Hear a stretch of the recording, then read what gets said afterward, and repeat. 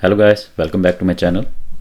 तो दोस्तों, आज के इस वीडियो में हम बात करेंगे कि जो आपकी जर्मनी वीज़ा चेकलिस्ट के बारे में हमने लास्ट वीडियो में बात की थी कि वो डॉक्यूमेंट्स आपने कैसे प्रिपेयर करने हैं वीएफएस की अपॉइंटमेंट के लिए। तो अपॉइंटमेंट बुकिंग के लिए मैंने प्रीवियसली एक वीडियो डाला हुआ है, ये वीडियो आप देख सकते हो। ऑलराइट, एंड नाउ डेज कुछ अपॉइंटमेंट के लिए पहले जैसे टाइम लग रहा था, काफ़ी फास्ट कर दिया था प्रोसेस इंडिया वीएफएस वालों ने। जैसे कि मैंने जो मेरी अपॉइंटमेंट बुक की थी वो 12 जून को मैंने अप्लाई किया था और मुझे विद इन 2 आवर्स जो है स्लॉट बुकिंग के लिए ईमेल आ गया था। ठीक है, तो वीज़ा चेकलिस्ट जो हमने शेयर की थी उसमें से हम लोग ये देखेंगे कि वीज़ा हमने जो भी डॉक्यूमेंट्स प्रिपेयर करने हैं, जो लेटेस्ट चेकलिस्ट है, तो डॉक्यूमेंट्स कैसे प्रिपेयर करने हैं। तो चेकलिस्ट के लिए मैंने इस वीडियो में लिंक दिया हुआ है, तो वहाँ से आप चेकलिस्ट निकाल सकते हो। अदरवाइज इस वीडियो में भी मैं नीचे डिस्क्रिप्शन में लिंक दे दूँगा। तो दोस्तों, सबसे पहले आपका पासपोर्ट। लास्ट टाइम क्या था कि जर्मनी वीज़ा अपॉइंटमेंट के लिए वीएफएस पासपोर्ट जमा नहीं करवाता था, लेकिन अभी उन्होंने पूरा प्रोसेस चेंज कर दिया है। तो इसमें क्या है कि जब आप एप्लीकेशन सबमिट करोगे तो आपका पासपोर्ट जो है वहाँ पे सबमिट कर लिया जाएगा। ऑलराइट, सेकंड है हमारा एप्लीकेशन फॉर्म। तो एप्लीकेशन फॉर्म फिल कैसे करना है इसके बारे में बात करते हैं। कॉम्प्लिकेटेड नहीं है, लेकिन जिसको भी नहीं पता तो उसको यहाँ से जो है इजीली आइडिया मिल जाएगा। तो सबसे पहला जो इन्होंने कॉलम बनाया हुआ है, इससे पहले आप यहाँ से ना लैंग्वेज चेंज कर सकते हैं। ये आपको डॉइच में मिलेगा पहले, तो यहाँ पे जाके आप इसको इंग्लिश में कर सकते हैं। ऑलराइट, तो सबसे पहला जो पेज है उसमें है एप्लीकेंट्स पर्सनल डाटा। तो इसमें आपको आपका पूरा डाटा डालना है, आपका फैमिली लास्ट नेम जो भी पासपोर्ट में है। एज़ पर पासपोर्ट आपने जब वीएफएस की अपॉइंटमेंट बुक करनी है तब भी आपने अपना नाम, date of birth, place of birth, ये सब ध्यान से एग्जैक्ट जो पासपोर्ट में लिखा है वो डालना है। ऑलराइट, एंड आपके ब्लॉक अकाउंट के लिए भी तो आपका नाम जो है और डेट ऑफ बर्थ जो है वो सेम होनी चाहिए वीएफएस की अपॉइंटमेंट के लिए, ब्लॉक अकाउंट के लिए and for your visa application form. ठीक है, आपका family name, first name, date of birth, place of birth, तो पासपोर्ट से एग्जैक्ट मैच होना चाहिए। तो सेकंड जो आपका कॉलम है उसमें है parents of applicant. Parents of applicant में आपने अपने जैसे फादर का family name, first name, nationality of father, father's date of birth, तो जो भी उनके आधार कार्ड पे लिखा हुआ है या फिर उनके वोटर आईडी कार्ड पे लिखा हुआ है, आप सेम डेट ऑफ बर्थ डाल सकते हो यहाँ पे। ऑलराइट, तो यहाँ पे पूरी इन्फॉर्मेशन डालने के बाद थर्ड जो है वो है ऑक्यूपेशन। ऑक्यूपेशन में क्या है कि अगर आप कोई जॉब कर रहे हो करंटली, ठीक है, इसमें वो डाल सकते हो। ठीक है, अगर आपने कोई जॉब नहीं की है, नहीं कर रहे, तो यहाँ पे नो ऑक्यूपेशन भी डाल सकते हो। Alright, contact detail, current address and contact detail, ये भी आपने जो आपका परमानेंट एड्रेस है, अगर आपका परमानेंट एड्रेस सेम है जो आपके पासपोर्ट में लिखा है तो सेम एड्रेस डाल दो। नहीं तो आप जैसे is your residence in country other than of your current nationality. तो इसमें क्या है, सपोज करो कि आप जैसे दुबई में रहते हो, दुबई में क्या है कि एक रेजिडेंस कार्ड बनता है, तो अगर आप उसको मेंशन करना चाहते हो, जैसे मेरे केस में मैं दुबई में जॉब करता था तो मेरे पास दुबई की रेजिडेंसी थी, तो अगर आप इसको येस करोगे तो यहाँ पे आपको एक ऑप्शन मिल जाएगा इसे फिल करने का। अगर आप किसी और कंट्री की रेजिडेंसी नहीं होल्ड कर रहे हो करंटली तो इसे आप नहीं क्लिक करोगे। और नेक्स्ट है identification paper. Identification paper, type of traveller, ordinary passport हो गया आपका, जो हमारा नॉर्मल पासपोर्ट होता है, that is called ordinary passport. Alright, travel document number, आपका पासपोर्ट नंबर यहाँ पे आ जाएगा, passport date of issue, passport expiry date, या तो इशूइंग स्टेट में जो है, सॉरी, इसमें आपको इंडिया ही भरना पड़ेगा क्योंकि यहाँ पे पर्टिकुलर कंट्री की स्टेट्स नहीं मांग रहे हैं ये लोग। और इशूड बाय, मेरे केस में जो है वो चंडीगढ़ है, तो यहाँ पे जैसे कुछ स्टूडेंट्स लिख देते हैं कि passport issuing authority of India, वो लिखने की ज़रूरत नहीं है, issued in India, that's all. ठीक है, तो ये चीज़ें आपने लिखनी है, बहुत ही सिंपल इन्फॉर्मेशन है, लेकिन अगेन मैं कह रहा हूँ कि जब आप ये फॉर्म फिल करोगे, make sure you have your passport in your hand, तो उसके अकॉर्डिंगली आपको पूरी इन्फॉर्मेशन डालनी है। Alright, and next is travel data. Alright, तो पहला जो ऑप्शन है, purpose of stay in federal republic of Germany study. Right, अगर आपका कुछ और पर्पस है जैसे एम्प्लॉयमेंट है तो यहाँ पे आप एम्प्लॉयमेंट के बारे में लिख सकते हैं, लेकिन अगर आप स्टूडेंट वीज़ा के लिए जा रहे हो you should just select study. Right, and intended duration of study in federal republic of Germany. तो इसमें आपने क्या डालना है, इसमें सिर्फ जो आपकी स्टार्टिंग डेट है, जैसे मेरी स्टार्टिंग डेट है 1 सितंबर, तो जो मेरी यूनिवर्सिटी ने मुझे कमेंसमेंट डेट दी थी वो थी 28 अगस्त। तो मैंने क्या सिलेक्ट किया था 28 अगस्त, और ये 1 ईयर का प्रोग्राम है, तो यहाँ पे आपको प्रिसाइजली एग्जैक्ट डेट नहीं लिखनी है, आपने सिर्फ वहाँ से 12 मंथ लेके तो अकॉर्डिंग टू दैट आपने लिख देना है, I intended to stay for no longer than 12 month in the federal territory and apply for visa that covers the entire duration of my stay. ठीक है, तो ये भी आप, मैंने ये सिलेक्ट किया था क्योंकि मेरा 12 मंथ का प्रोग्राम था, तो इसमें मैं डेट सेलेक्ट कर सकता हूँ। अगर नहीं, आपका सपोज करो कि उससे ज़्यादा का प्रोग्राम है तो आप यहाँ पे डेट लिख सकते हो। Right, and next is educational establishment company और ऑर्गेनाइजेशन नेम। तो यहाँ पे क्या है कि आपने लिख देना है अपनी यूनिवर्सिटी का नाम यहाँ पे। ठीक है, यूनिवर्सिटी का नाम लिख दिया, organisations, place of business, town और सिटी, जो भी, मान लो मेरी यूनिवर्सिटी बर्लिन में है तो मैं बर्लिन लिख दूंगा यहाँ पे। प्लेस ऑफ बिजनेस ये है जर्मनी। ठीक है, ऑर्गेनाइजेशंस, ऑब्जेक्टिव एरिया, इसमें आप एजुकेशन सेलेक्ट कर सकते हो। ओके, तो ये ऑप्शंस जो है ज़्यादा मैंडेटरी नहीं है, जो भी मैंडेटरी है ना ऑप्शंस आपने सिर्फ वही सिलेक्ट करने हैं। और यहाँ पे जो आ जाता है कॉन्टैक्ट पर्सन, कॉन्टैक्ट पर्सन कौन होगा आपका, कि जो आपको यूनिवर्सिटी से ऑफर लेटर्स मिले हैं, ठीक है, तो उसमें किसी ना किसी कॉन्टैक्ट पर्सन का नाम होगा, वो आपने लिख देना है। ज़रूरी नहीं है उनकी पूरी डिटेल्स लिखनी, डेट ऑफ बर्थ वगैरह, ये मैंडेटरी नहीं है, सिर्फ कॉन्टैक्ट पर्सन का नाम मैंडेटरी है यहाँ पे। Alright, street, house number, postal code, town, country, telephone, और ये सब अगर आपके पास नहीं है वो पर्सन का, तो आपने सिंपली अपना जो ऑफर लेटर है उसमें देखना है कि किसी ना किसी पर्सन का, जैसे कोई आपका वहाँ पे, then you can simply write down your universities information here. Okay, means of support and detail regarding the stay. Means of support, what are the means of support in Federal Republic of Germany? तो means of support इसमें आप लिख सकते हो, has a formal declaration of commitment been completed, तो मैंने तो इसे सिंपली नो कर दिया था। intended place of stay in Federal Republic of Germany, अगर आपके पास ये भी नहीं है, अभी तक कोई आपने अकोमोडेशन नहीं देखी है, तो सिंपली जो है आप अपने यूनिवर्सिटी कैंपस की डिटेल डाल दें।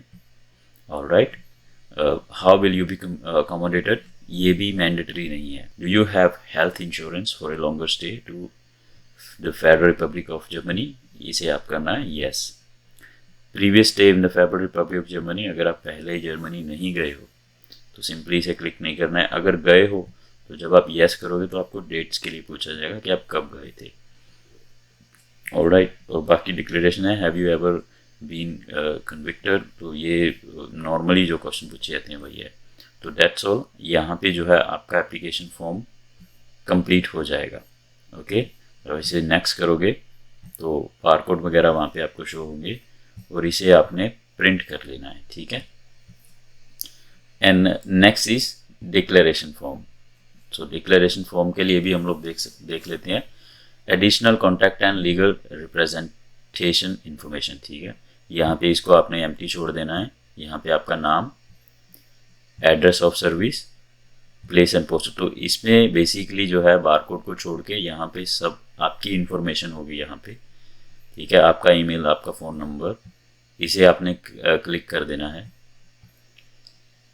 ठीक है, in case of denial mail पे, इसमें भी आपने इसे क्लिक कर देना है। ओके, यहाँ पे जो है आपका लीगल रिप्रेजेंटेटिव, लीगल रिप्रेजेंटेटिव में अगर आपका एजेंट आपको रिप्रेजेंट कर रहा है तो आप उसकी डिटेल भी डाल सकते हो, नहीं तो आप अपने फादर की या फिर आप अपने सिबलिंग, आपके ब्रदर की, किसी की भी डिटेल यहाँ पे डाल सकते हो। एंड देन आपको यहाँ पे सिग्नेचर करने, यहाँ पे सिग्नेचर आपके रहेंगे। ठीक है,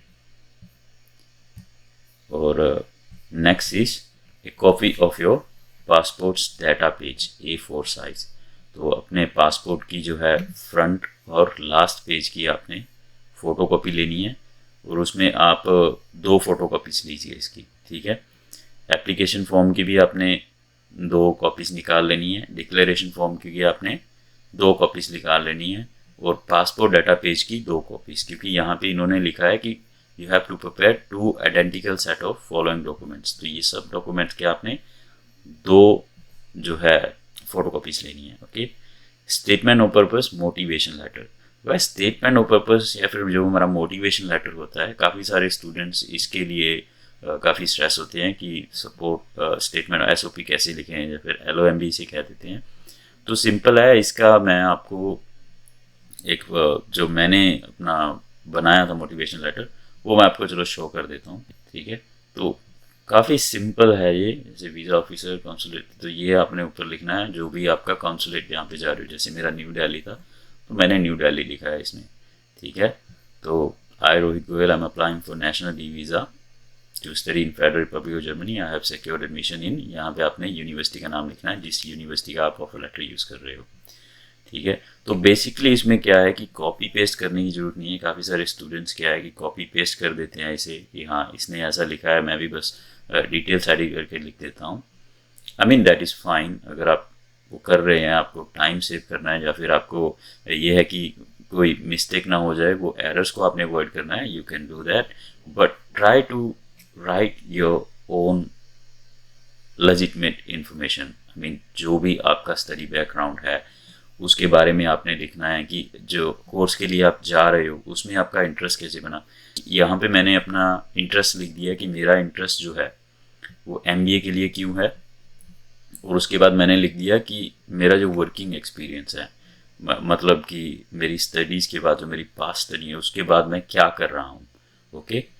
एंड यहाँ पे मैंने लिख दिया कि मैं क्यों ये कोर्स के लिए जा रहा हूँ और उसकी क्या वैल्यू रहेगी मेरे फ्यूचर में, ऑलराइट। और यहाँ पे मैंने लिख दिया कि जो यूनिवर्सिटी का मैं कोर्स ले रहा हूँ, ठीक है, तो उसका मेरे जो तो मेरी प्रोफाइल है या फिर मेरे फ्यूचर में उसका मीनिंग क्या रहेगा, मतलब ये मुझे हेल्प कैसे करेगा मेरे फ्यूचर गोल्स में। और यहाँ पे मैंने यूनिवर्सिटी के बारे में लिखा है कि मैं ये यूनिवर्सिटी मैंने क्यों चूज़ की है, एंड इस पैराग्राफ में मैंने लिखा है कि जर्मनी ही मैंने क्यों यूज़ किया है।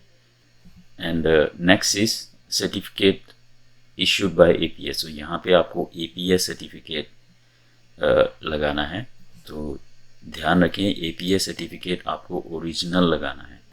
कॉपीज आप उसकी ले जाएं साथ में, but they will take your original APS certificate. तो 2 APS सर्टिफिकेट आपको यूज़ करने होंगे, जो भी आपको 5 APS सर्टिफिकेट्स मिले हैं।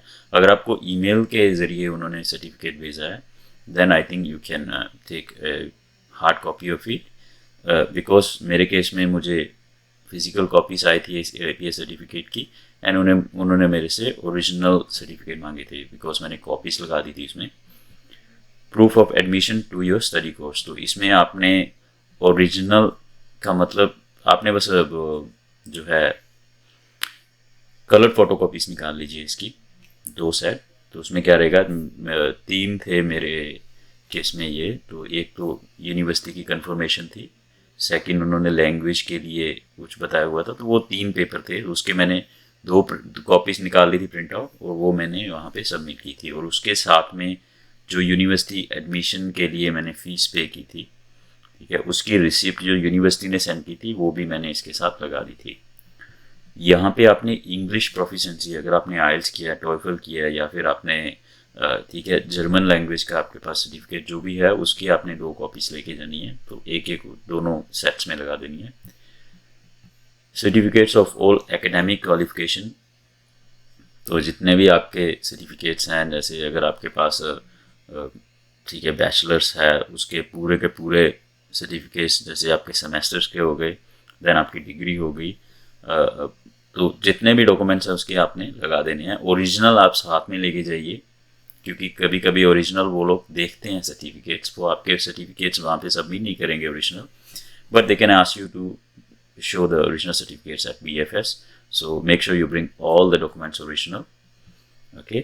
then आपका CV, तो सीवी क्या है गाइस, सीवी आपने बहुत ही सिंपल सीवी बनाना है। तो ये वाला सीवी मैंने बनाया था गाइस। तो एक्सपेट्रियो में आपको इजीली ये फॉर्मेट मिल जाएगा सीवी का। तो सिर्फ एक पेज का सीवी है। इसमें क्या है कि आपने सिर्फ अपना एजुकेशनल बैकग्राउंड लिखना है। ये भी मैंने सिर्फ दो लाइंस दी, ये मैंने एग्जैक्टली कॉपी किया है वहाँ से, ठीक है। आपको ये एग्जैक्ट फॉर्मेट मिलेगा। मैंने ये एग्जैक्ट सीवी यूज़ किया है। एजुकेशनल बैकग्राउंड आपने लिख देना है और उसके बाद आपका वर्क एक्सपीरियंस है जो भी है वो आपने लिख देना है। ट्रेडिंग में जैसे मैंने यूडेमी से एंड एडेक्स से एक दो कोर्सेज किए हैं वो लिख देने हैं। और यहाँ पे आपने लैंग्वेज, दैट्स ऑल। ये सीवी आप यूज़ कर सकते हो without any issue. They will submit your CV. मैंने यही सीवी, यही सेम डॉक्यूमेंट्स यूज़ किए हैं और मेरा वीज़ा जो है वो विद इन 30 डेज आ गया था। Okay, so you can use the same CV. आप यहाँ से भी इसको एग्जैक्ट कॉपी पेस्ट कर सकते हो, इसमें कोई भी प्रॉब्लम नहीं है।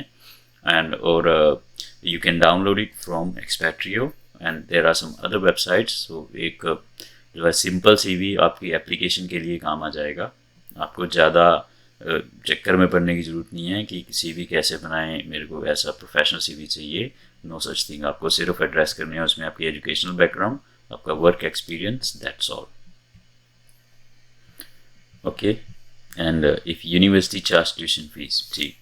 तो इसके लिए क्या है कि फर्स्ट मैंने आपको जो यूनिवर्सिटी पेमेंट का प्रूफ जो है वो आपने इसके साथ लगा देना है। तो जो प्रूफ ऑफ इक्विवेलेंट फंड इन्होंने लिखे हैं तो उसमें आपको ज़रूरी नहीं है कि आप कोई बैंक स्टेटमेंट या कुछ भी लेके जाओ, क्योंकि वीएफएस आपका वो जो डॉक्यूमेंट्स हैं वो सबमिट नहीं करेंगे। सिर्फ आपका जो ब्लॉक अकाउंट है वो ब्लॉक्ड अकाउंट का सर्टिफिकेट ही वहाँ पे सबमिट किया जाएगा। क्योंकि मैं एडिशनली जो है 2 बैंक स्टेटमेंट्स लेके गया था जिसमें ये मैंने शो किया था कि मेरे पास जो रिमेनिंग फ़ीस के लिए फ़ंड्स हैं, लेकिन उन्होंने कहा था कि no such thing, we doesn't need these documents, you only need your payment proof to the university and your block account. तो गाइस, अगर आपके पास ऑलरेडी है those funds in your account, आप स्टेटमेंट लेके जा सकते हो फॉर योर सिक्योरिटी पर्पस। अगर आपके पास नहीं है तो ज़रूरी नहीं है कि आपको जो है अनब्लॉक्ड अमाउंट शो करनी है, ये वो, इस चीज़ की कोई ज़रूरत नहीं है। आपकी जो बैंक स्टेटमेंट है रिमेनिंग फंड्स के लिए वो सिर्फ एक ही केस में आपसे मांगेगी एम्बेसी।